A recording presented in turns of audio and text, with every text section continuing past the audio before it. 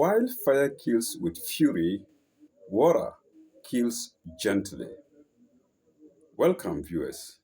We're going to continue with our tablets. We're going to the story of a tablet of uh,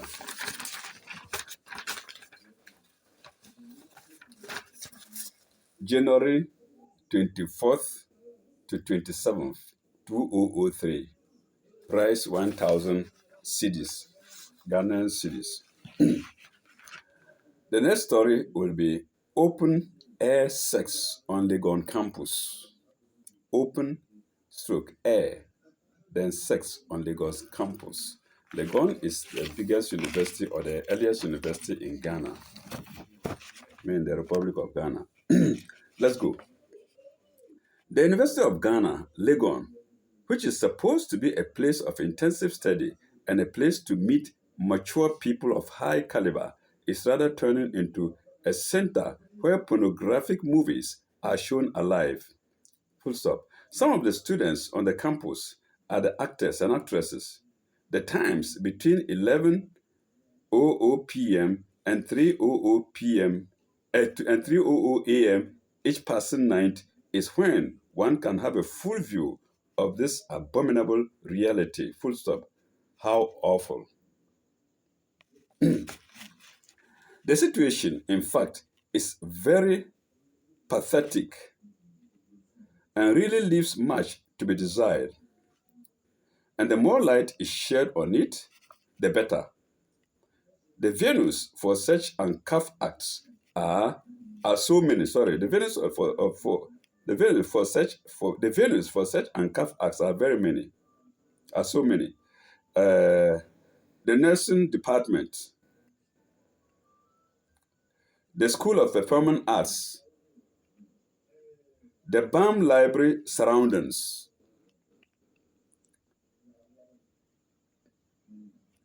Tingi, Maths and Statistics Department, N Block, just to name a few. Full stop. But commonly used amongst all these is the Great Hall, popularly known as Accra by Night. A late night visit to the venues mentioned could whet one's sexual appetite as almost every 10 p night you are sure to bump into ladies and gentlemen having sex or deeply kissing themselves to ecstasy in the open. Then let me add my own word, in the open. On the 11th and 12th December 2002, it was so horrible, full stop. There was total blackout and ladies of all shapes followed their gentlemen sheepishly into their various rooms and bathhouses, full stop. On these particular nights, I heard many making such bedroom noise and ladies giggling excitedly on almost every floor I visited, and in almost every male room, which signified hectic sex bouts in the university. Okay. In Legon Hall, P block to be precise, there were lots of ladies. There were lots of ladies there instead of gentlemen, who are rather the legitimate occupants of the floor. You can imagine, it's a ladies' block, and yet it's a male block. And when you go, there are other ladies. It's been taken over by ladies. Legitimate occupants of the floor. At the Great Hall, into brackets, Accra by night, the situation was worse, as the whole place looked just like a brothel. Full stop. Some people, not wanting to be noticed, had theirs in cars parked at vantage points with engines on as if ready to move. So you can see their tricks. They put the engine as if they are going ready to move. They are not. They are having sex. Okay.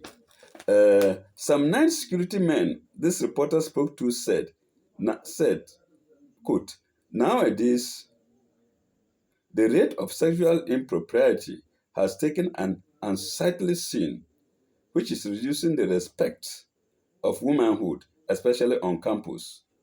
Bracket closed. They also said they have arrested a number of students, into brackets, ladies, with their boyfriends, some of whom are men the society hold in high esteem,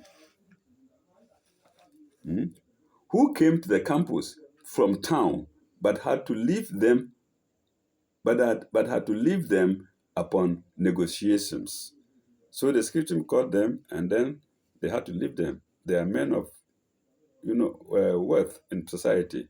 They negotiated with them and they left them. They let them go. And what is the negotiation? Money, cash. Hmm?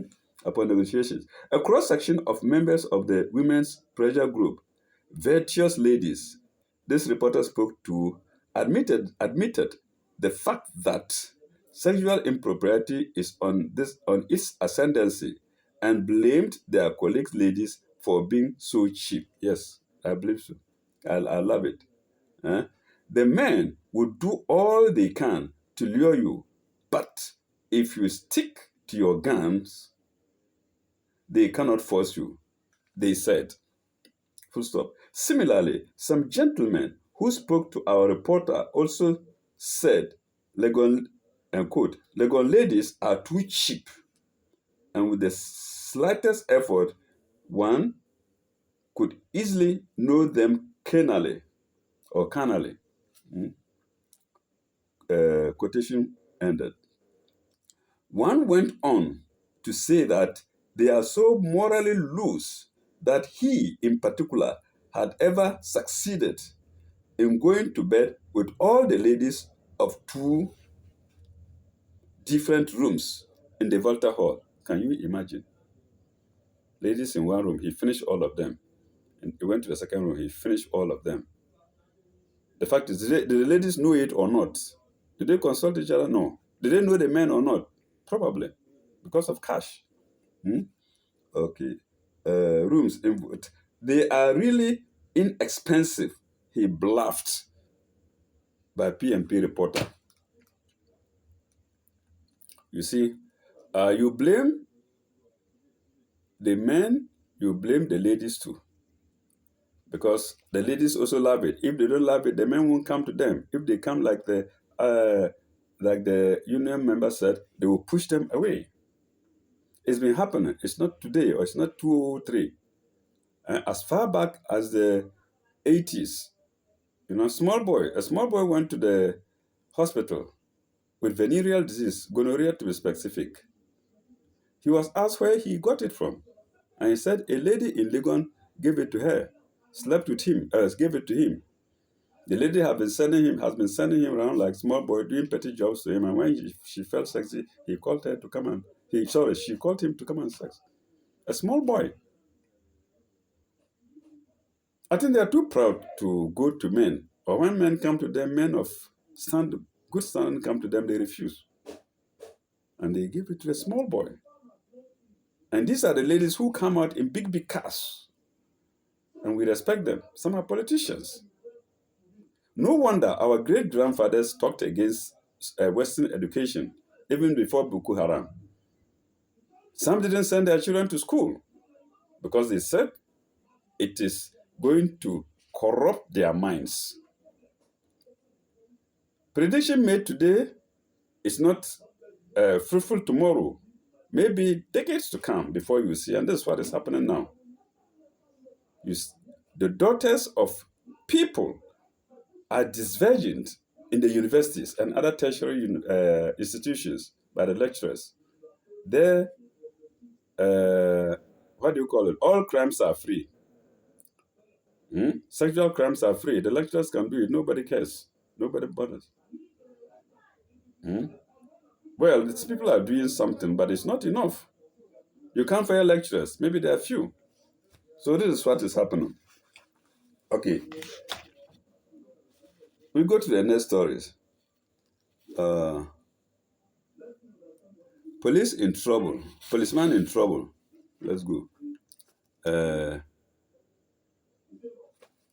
Policeman in trouble. Sergeant Richard Jacob Deho, a policeman of the Nima police station with service number 24979G, charged while discharging his official duties on the eve of Christmas last year. He was is the reason does the reason make meaning? Let me see. Sergeant Richard Jacob Deho, a policeman of Nima police station with service number 24979G, nearly lost his precious life. Yes, nearly lost his precious life while discharging his official duties on the eve of Christmas last year. He was subjected to severe beatings by four young men who he was trying to arrest in Nima. Nima is a suburb of Accra, a very uh, place notorious for gangsters. Nima, Accra. One of the men, Suleimana Mohammed, a footballer believed to be the leader of the gang, even attempted to stab him with a dagger, but was restrained. Not satisfied, he beat the right thigh of the policeman, tore his uniform, and smeared him with mud.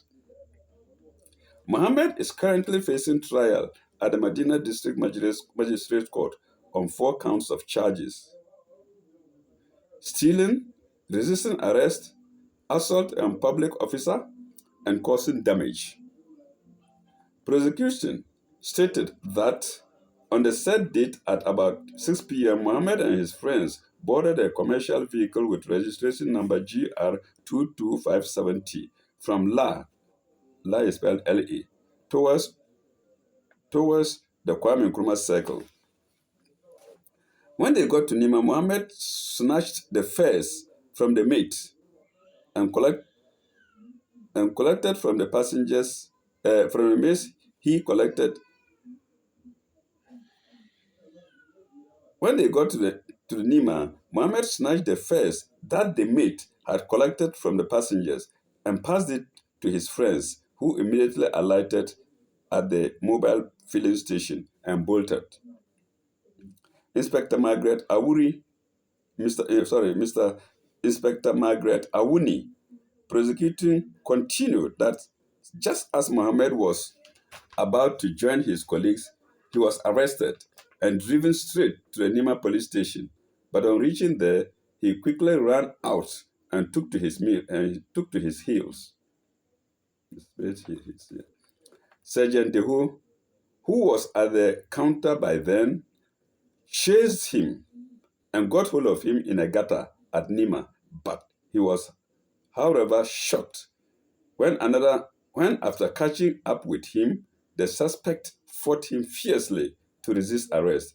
Mohammed then pulled out a dagger to snap the policeman, but he was overpowered and the weapon taken from him. When his colleagues, now at large, realized that Mohammed was being taken away to the station, they pounced on the policeman and assaulted him mercilessly with the intent of freeing him. That's freeing the suspect, Mohammed. Passengers who witnessed the assault of the policeman assisted him to send Mohammed to the station. After the incident, the policeman realized that he had sustained bruises on some parts of his body and lost his police whistle. Okay. These people, they are not just, it's drugs. They take a lot of drugs and they always lose their minds. Okay. An amount of 107,000 cedis in various denominations was found hidden in Mohammed's underpants after a search was conducted on him. The court, chaired by Her Worship, Mrs. Ivy Heward Mills, remanded him to custody to appear later by PMP reporter. Next story. The lecturer found dead in his room. A 56-year-old lecturer of the Department of Political Science in Lagos, Dr. Dan Birikran McQuartin, who died under mysterious circumstances at the University Guest Center in Legon was laid to rest last Saturday at his hometown, Achimakropong in the eastern region. Dr. Dan Birikran McQuartin was found dead in his room on Saturday, December 21st, 2002. This full stop. The state of the body indicated that the death occurred several days before its discovery. According to police sources, on Monday, December 16, 2002, in the evening, Dr. McQuartin spent the evening chatting with his colleagues at the loggia, the senior common room of the Mensa Saba Hall in Legon. On Tuesday, December 27, 2002, he was seen there again. He was seen there again. On the 21st December 2002, the stepdaughter of McQuartin, Michelle, received a phone call from her mother, Sewa, who works in Cotonou, Benin, with the United Nations, to check on her stepfather as the latter had tried several times unsuccessfully to get in touch with him. Michelle, who is a student in Legon, therefore went to the University Girls Center to find out what was really going on. After knocking on his door several times without any response, even though his car was parked at the parking lot of the guest house, she went to the loggia. She went to the loggia where Dr. McQuartin often went to socialize with his colleagues to ask of his whereabouts. Full stop. There, she met two of his colleagues and informed them that she had gone looking for her stepfather and had knocked on the door several times, but there was no response. Full stop. Paragraph. At the guest center, a colleague who accompanied her to investigate also knocked repeatedly on the door and getting no response, decided to inspect the building. The unpleasant smell emitted from the room and the presence of flies made him suspect that there was something wrong. The Legon security personnel and the Legon police were quickly invited to the scene, and when the door was forced open, the body of Dr. McQuartin was found lying on the floor. Paragraph. The police took charge of the investigations, and following a post-mortem examination conducted at the police hospital in Accra, the body was released for burial. However, at the time of filing this story, the results of the post-mortem had not been made public. Whilst with the University of Ghana, he also taught international affairs and principles of management at the Ghana Armed Forces Staff College at Teshi. He left behind a wife and 4 children. The story from James K. Madakwena, Legon. Okay. Cat meet ex-mass party. Cat meet ex-mass party. Uh, 5 men who stole the cat of a 65-year-old woman are now fugitives thanks to their hunger for cat meat. According to Madame Ansi, who lives with the 5 men at Wudwaba near Dehu in the Volta region, she detected that one of her cats was missing on Christmas Eve.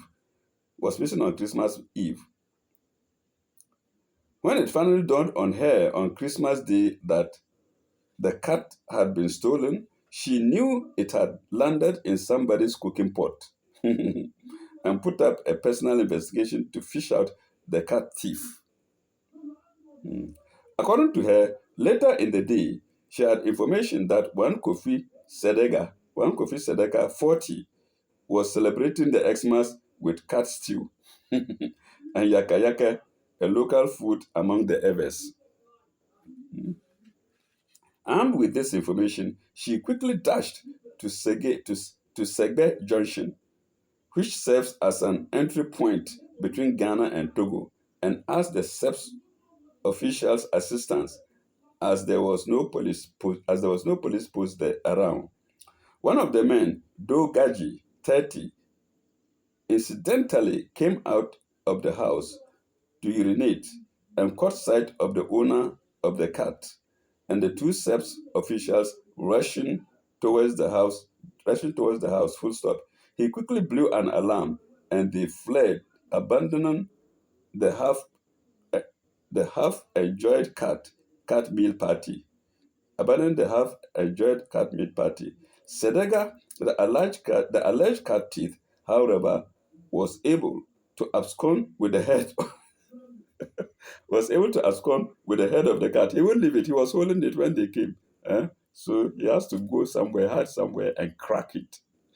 Meow, meow, crow, crow, oh, crow, crow. And with the head of the cat, which he was enjoying before the chase. He absconded with the head of the cat, which he was enjoying before the chase. The party makers who fled have since not been found.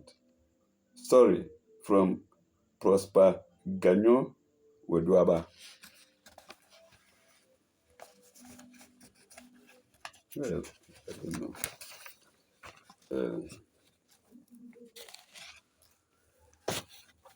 Is it to keep year's resolutions for a better marriage? Is it to keep New Year's resolutions for a better marriage? I don't think we should go into it. Why a mask?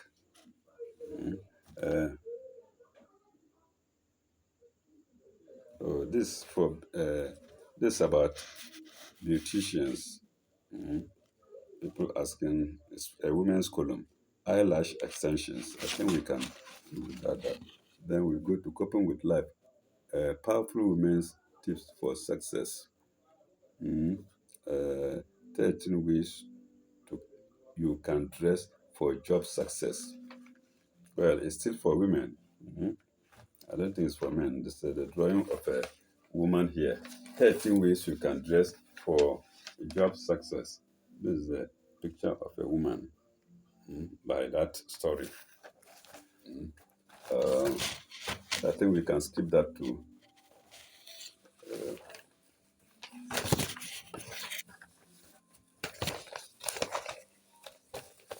Let's see. Just for today.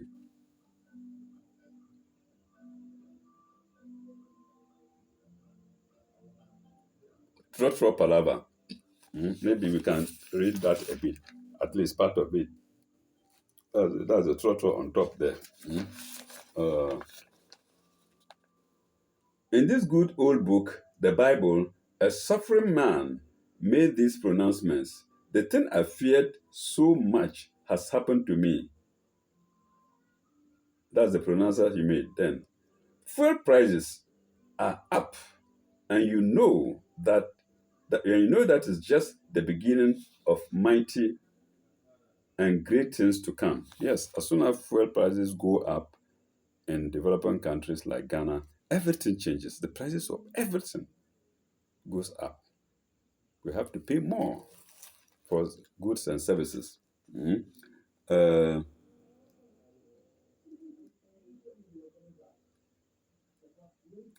Fuel prices are up, and you know that it's just the beginning of mighty. That's just the beginning of mighty and great things to come. Yes. Do not start crying. The situation is not beyond salvage. Full stop. But pals, start praying hard that we do not record too many divorce cases and runaway husbands this year. So you see, these are the repercussions of fuel increases thanks to world market. Thanks to the world market and the great powers who control the prices. You see, talking of divorces, it's happening. It's been happening. Let me repeat that. But record too many divorce cases and runaway husbands this year. Yes, people even run away and leave their husbands because the world prices have gone up. Everything has gone up, and yet the salary remains the same or income remains the same. Okay, now let me courteous. What sort of English is it? Okay, now let me courteous and offer Well, maybe let me be courteous and offer some greetings. Greetings in the name of the Most High God. May the blessings of the day dwell with you, and may it cushion you for the hard times ahead. You see, pals, nothing surprises me anymore in this dear nation of ours. When I wake every morning, I thank the bearded old man up, that's God, the up there, and ask for just one thing, a big heart that will neither tremble nor stir, even in the face of giant failing situations. A couple of weeks ago, we woke up to the new development, Trotsky Rise, where Trotsky Rise were made and a bit comfortable for our butts, but highly uncomfortable for our packers. Mm. That's crossing rice. That's the rice in the trotro, rice in the vehicle, the type of vehicle we see up there. Mm.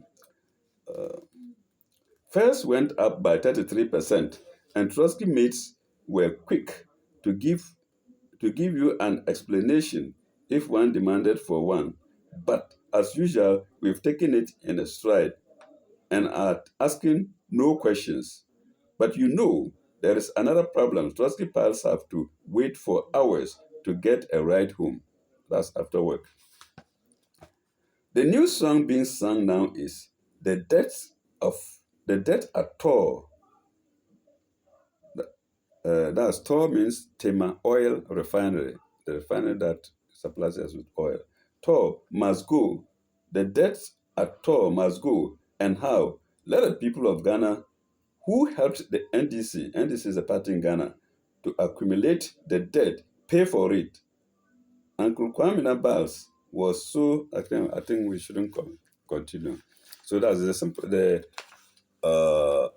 straightforward thing is that when fuel prices go up, the people of the third world suffer a lot. Mm? People of African uh, countries, people in African countries suffer a lot to the extent that even husbands leave their wives behind and run away because they cannot afford. Mm. Uh, let's see.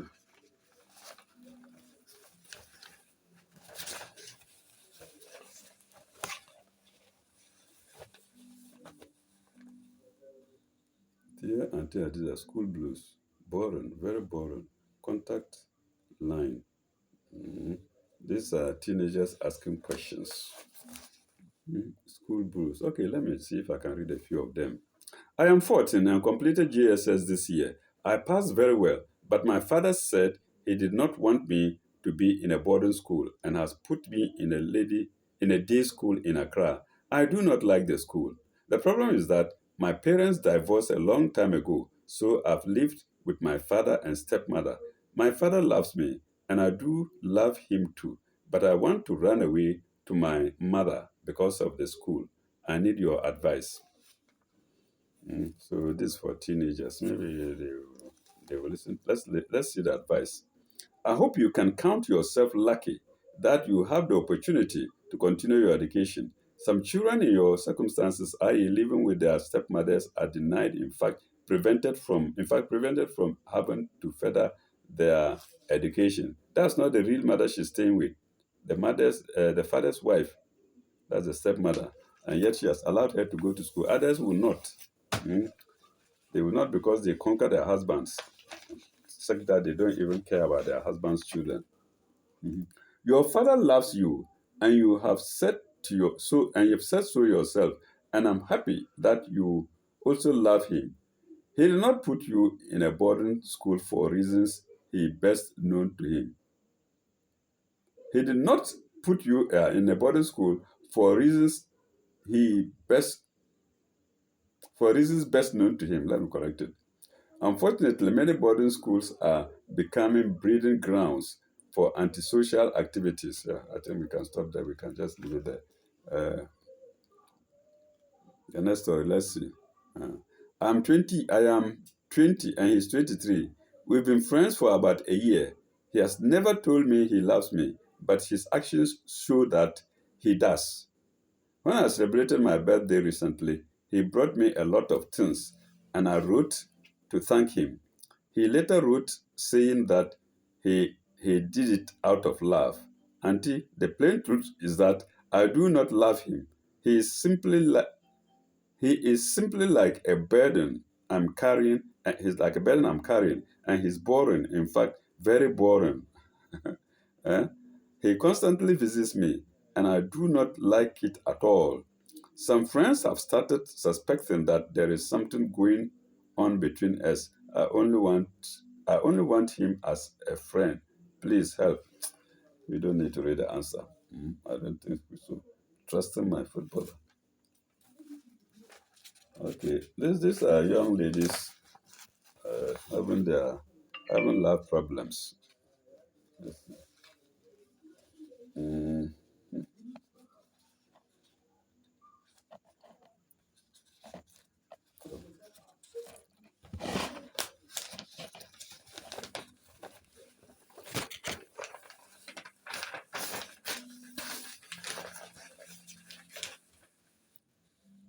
Personality profile using TV and radio broadcasts to change lives. Prophet Koku Apreku. Okay, down memory lane. Down memory lane.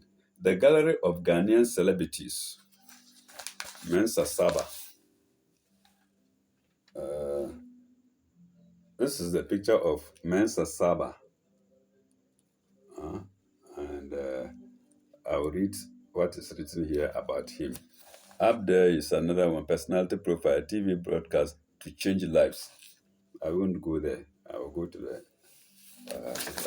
the story under. Let's see. Down memory lane, the gallery of Ghanaian celebrities. Born in Cape Coast on 23rd June 1964, died on 6th November 1910. Who? Mensa Saba, that's patriot. Your untimely death does not does not contract an iota from your predestined name. The lamentable event of your passing away in your prime confirms the maxim that life is lived in achievements. You are only 46 in life, but you were old enough to know that though your country was black, it had a basic civilization, and you consolidated the evidence in the form. Papa, 1. The law is the fundamental civilization. Law is the harmony of society. Law is the foundation of a country, and that law your country possessed. Okay, next line. A learned young African, you compiled law books on the constitution and the custom of your country, namely the Fanti National Constitution and the Fanti Customary Laws. Okay. Works that are acceptable in the law courts. You were the aegis of your country. When the fabric of your country was assailed, when you were the aegis of your country, when the fabric of your country was assailed, when the lands bills that threatened to dispossess your countrymen was introduced, without a price, you pleaded her cause and secured for her the substance of freedom. Your power as a lawyer, your learning and your strength, your services at the Legislative Council have already been subjects of eulogy by your countrymen. Of these pages, West Africa builds you a cenotaph. In this gallery of celebrities, your type as a pure African blood with a transcendent genius that overcame all nationalities in the law courts. The law in is spelled IAN in the law courts, uh, and achieved all it claimed in politics is the hope of your race. So, there's somebody who admires him, and I think it's a Ghanaian affair. It's good for Ghanaians. So fashion panache, panache. I don't know. This also for this column is equally is for the ladies. You can see. So, ladies, fashion, fashion, fashion. These are dresses, and this is a beautiful woman with a hairstyle, which I believe some ladies would like to copy. Let me say, to do as well. So, ladies, you can look at it. Um,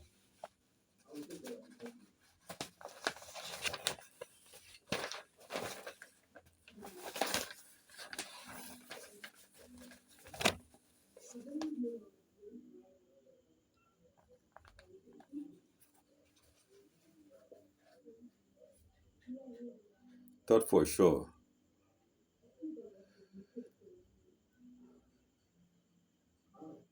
Okay, let's read. Uh, a Nightingale, a Nightingale by Martin Akko Obed. Sorry, by Martin Akko Abed. Mm. The name Nightingale is most often associated with a section of the medical profession, and to be precise, nursing. There are many members of this profession, but only few may be called nightingales. It has its origin in Florence Nightingale. Yes, only a few. I remember a friend of mine told me, as childhood friend, that he doesn't go to hospital. Why? He said it's because of the nurses. He said their behavior is appalling. He doesn't like them. Unfortunately, when he's incapacitated and when there's nothing to do, he will carry to the hospital. But it's okay. He didn't go on by his own. Mm. So he doesn't like the behavior of nurses. They bluff a lot. They don't do their duties well. Okay, it has its origin in Florence Nightingale, who dedicated herself to serving and helping soldiers and the ordinary peasants who got wounded in wars in the years past. She did not expect rewards except the joy of seeing the sick recover. How many of us get joy in helping the sick and the needy? Do you remember the man who journeyed from Jerusalem to Jericho, Matthew 10:30 to 37? Re- Reflect on the last time you visited a hospital or a clinic. Why is the love associated with the noble profession dying? Can it be attributed to monetary or job satisfaction? In those days, people were going to profession with pure heart to help, and the professionals were few. Now there are many people going to profession just because they have nothing else to do. They don't love the profession. That's the answer. So let's go. Why is the love associated with the noble profession die? Can it be attributed to a job profession? Yes. Florence Nightingale showed love, kindness, compassion, and a readiness to assist the needy. Full stop. Do the scriptures not urge us to be help to help? Hmm. Do the scriptures not urge us to be help maybe to be helpful? To be helpful to whosoever, let me correct, to be helpful to whosoever is in need. Do the scriptures not tell us to be one with other people as though we were brothers or sisters? This is the need to refocus. There is the need to refocus our minds from earthly and material gains to real objects of our lives on earth. This is the title is Share a Thought. Let me show it to you. Share a thought. Okay. Uh, has anybody assisted you in times of need? That person is your nightingale. I love that. They are not only in the hospitals, but can be found in homes, workplaces, and churches, and on the streets. The nightingale brings joy. Though it sound, though this sound, familiar. Sorry, hey, there is it's supposed to be das, but s is missing. So I also have to spell it to read it as I see it. Do. Eh? So let me add the s, and read it well. Does this sound familiar? Hmm? The Shunammite woman served Elisha. We're not going to the Bible. Served Elisha unconditionally and received a child, which was her heart's desire. 2K for 8 to 17. Nightingalian services are godly and deserve divine reward. Has your heart been touched? Can you remember the last time you became a blessing to somebody? Don't stop, for the Lord delights in such services. Be blessed. I love that. Nasty jealousy.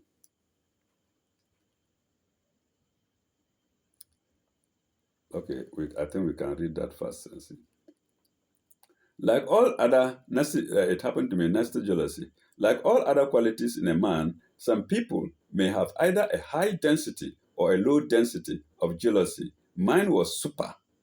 I must confess that mine is just too dangerous. I first noticed this when I was in secondary school. I secretly loved a boy who had never spoken to me. Then I saw a friend of mine moving with that boy. Okay, it's for the young people. Listen, moving with that boy. I hated the girl for that.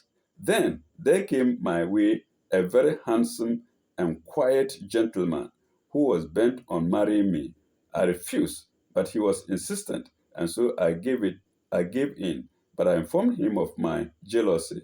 He said he could handle mine because to him all women are jealous. This guy began to see my real self when I became his wife. He had no business looking into the face of other women on the way. He normally came home on time. But one day, when he delayed, I could not eat. I could not even feed our only baby who was crying for food. I became sick all at once, and my head ached so much.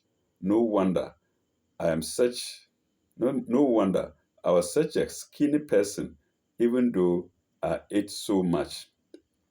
He became tired of me and he dumped me. I'm not married presently. I'm not married presently, and I doubt if I ever will be. Written by Rahina to Abbas.